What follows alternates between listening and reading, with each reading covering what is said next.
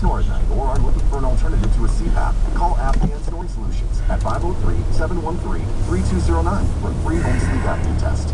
Medical insurance helps cover the cost, so call 503-713-3209.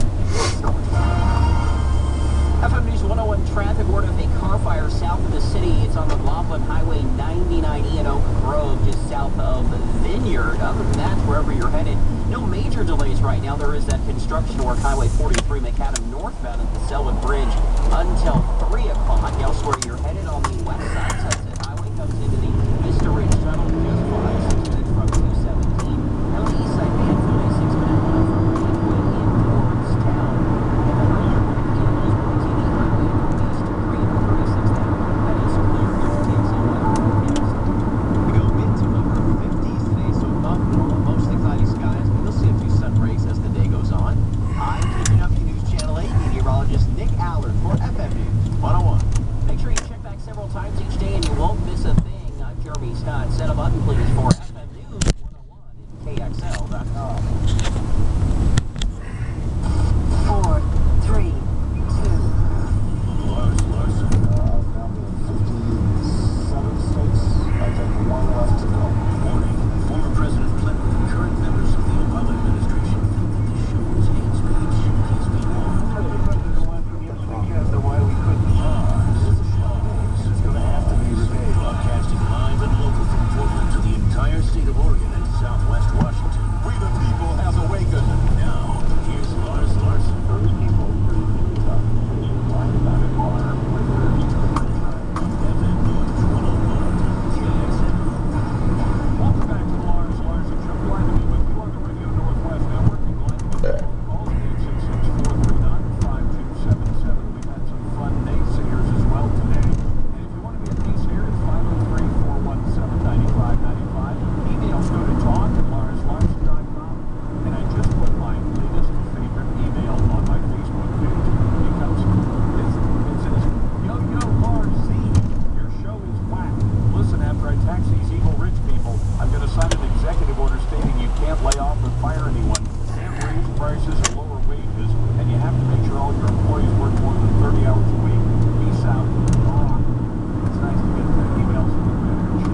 Let's go to Justin in Portland. Hey, Justin, welcome to the program. Hey, thanks for having me on. And I just want to make a point, the Jackson Ridge is kind of, not really neighbor sex, but it's not their fault that they've gone out, like the saying goes, I go out and I kill something and I drag it home.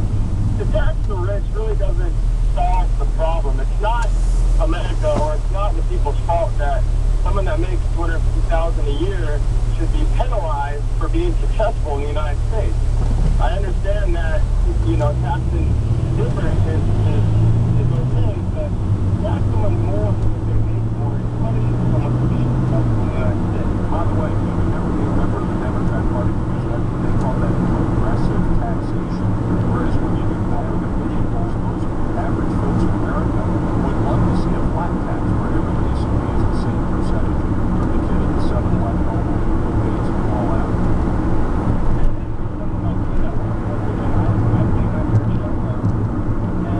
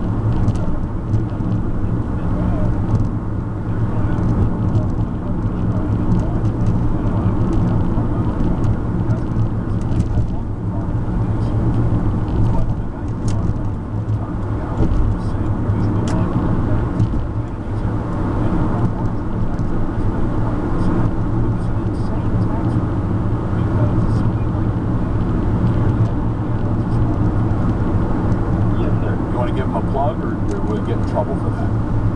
Yeah, I'll probably get in trouble, but Okay. you know, he goes out and he's been proactive. He hasn't let the economy slow him down. He's employed people.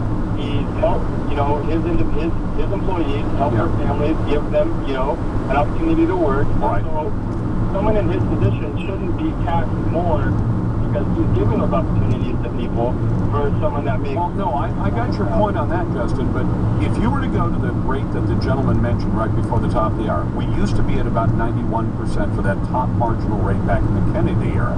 And the British did the same thing, which was actually the inspiration for the Beatles song Taxman, about taxing everything in sight.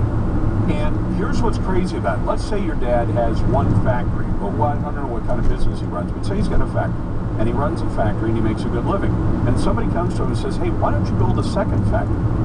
And so he looks at the proposal and he says, well, I could build the second factory, but say I build the second factory, I've always got the risk that the demand for my product will drop off. So there's risk. There's risk in building it, there's risk in, you know, putting the employees in it, hiring the workforce and everything else. And he could say to you, even if I do it, if I do all that and I take all that risk, if I make money, because of the tax rates, the government is going to take the first 91 cents of every dollar I make above a certain amount.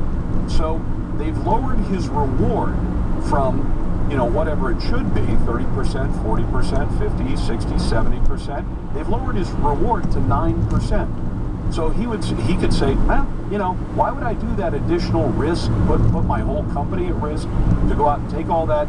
Well, you'd employ more people. Yeah. And if I happen to miss my mark by a few percentage points, I'm out of business. But if I win, the government takes 91 cents of every dollar I make. It's not worthwhile to do it. And that's exactly the equation a lot of business owners are looking at right now. Chris is on the line from Bend, listening on News Talk 1110. How you doing, Chris? I'm doing good. How are you doing? Not too bad. What's on your mind? Well, I just was going to call in Terry, the guy you were speaking to that was offering to help the lady with move the house. Yeah, Terry Emmert. I'm guessing that he has, it sounds like he has some pretty big businesses, so he's probably incorporated. Yeah. And so it sounds like to me that he's just another one of those big old nasty corporations that doesn't do anything good for anybody. That's right. He's just one of those evil guys who goes out and creates jobs and makes wealth. He's actually, Chris, you know, for all the so-called environmentalists out there, he's a guy who takes houses that would otherwise be torn down, which costs money, hauled away, which costs money, disposed of, and he moves them somewhere else and makes a good home for somebody and saves those houses. He's the ultimate recycler.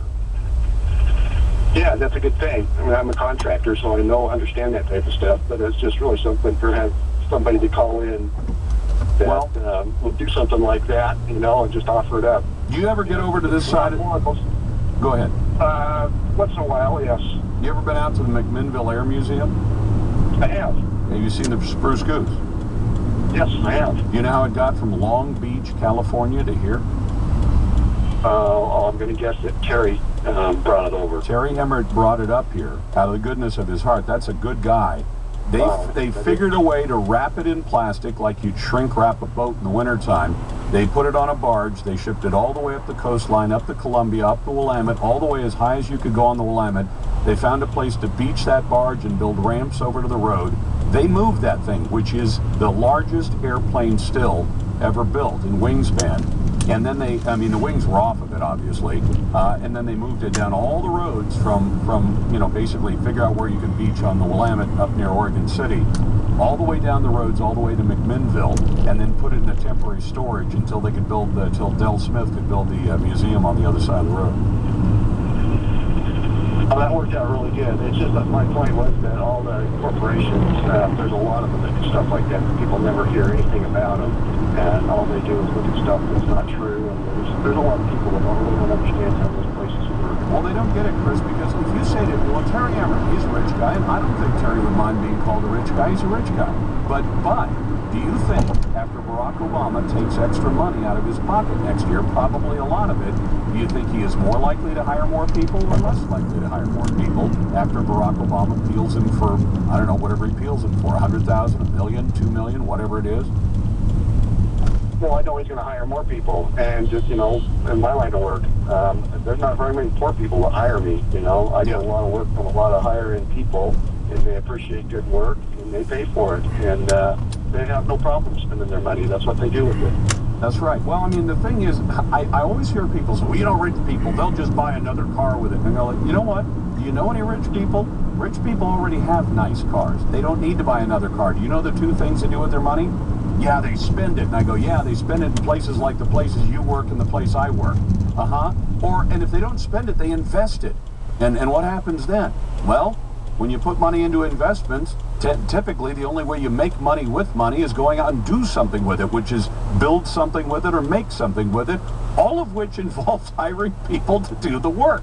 And, you know, and there's no way for rich people to get rich in most cases. I mean, Hillary Clinton got rich by handing $1,000 to a commodities broker, and at the end of the day, she had 100,000. But unless you have friends like Arkansas friends or Chicago friends like the president, where you can buy a cheap $1 million house from your corrupt friend Tony Rezko, other than that way of making money, most ways for rich people to make money involve hiring average folks out there. Thanks for the call. 16 after the hour. By the way, somebody just pointed out, UPS, KGW is reporting that UPS is having some kind of holiday hiring party because they got lots of extra packages at the holidays. God bless the folks at UPS. They're hiring extra folks for the holidays. You've got the Lars Larson Show. Portland's best traffic is right here from Jeremy Scott on FM News 101. Lars, still have that car fire south of town in Oak Grove. It's McLaughlin Boulevard south of Vineyard. No reported lane blockages through there. If you're seeing anything, you give us a call toll free at 877-788-4KXL. Moves good on I-5 all the way from downtown Portland up into Vancouver. On the west side, Sunset still a little bit sluggish inbound as you approach the tunnel. Looks like there's some